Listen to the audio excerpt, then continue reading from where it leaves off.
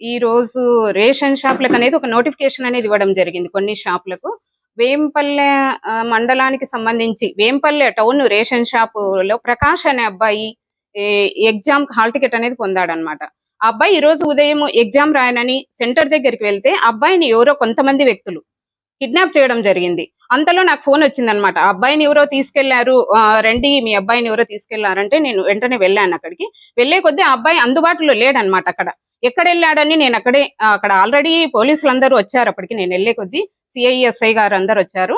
నేను అక్కడ ధర్నాకు దిగడం జరిగింది. మా అబ్బాయిని ఎవరు తీసుకెళ్లారు, ప్రకాష్ అనే అబ్బాయిని ఎవరు తీసుకెళ్ళింటే వాళ్ళను ఇక్కడికి తెచ్చినంత వరకు నేను ఇక్కడ నుంచి లోపలికి అలో చేయను అందరినీ ఎగ్జామ్ హాల్లోకి అని.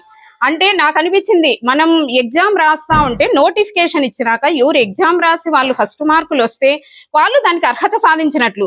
ఇలా దొంగగా కిడ్నాపులు చేయడము, వాళ్ళను కొట్టడము, హింసించడం అది ఎంతవరకు సమంజసమో నాకు అర్థం కావడం లేదు. ఇది ఒక ప్రజాస్వామ్య దేశం. ఈ ప్రజాస్వామ్య దేశంలో ప్రతి ఒక్కరి హక్కు అనేది ఉంటుంది. ఎగ్జామ్ రాయొచ్చు. రేపు డిఎస్సి నోటిఫికేషన్ ఇస్తారు. నోటిఫికేషన్ ఇచ్చినప్పుడు వాళ్ళు ఎగ్జామ్ రాయకపోతే వాళ్ళ పోస్ట్ వస్తుందని వాళ్ళని కిడ్నాప్ చేయగలమా? చేయలేం కదా. ఇది కరెక్ట్ పద్ధతి కాదు.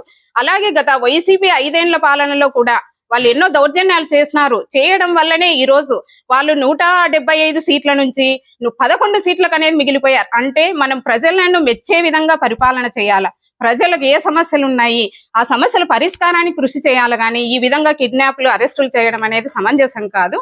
అయితే ఏ కార్యకర్తకు కూడా ఇబ్బంది కలిగినది అని తెలిస్తే నా మనస్ఫూర్తిగా నేను వాళ్ళ తరపున పోరాటం చేస్తానని మీకు అందరికీ చెప్తున్నా. ఇది మంచి పద్ధతి కాదు. ఒక పార్టీ ప్రతిష్టను పెంచే విధంగా ప్రతి ఒక్కరూ తెలుగుదేశం కార్యకర్తలందరూ కృషి చేయాలని సవినయంగా కోరుకుంటున్నా.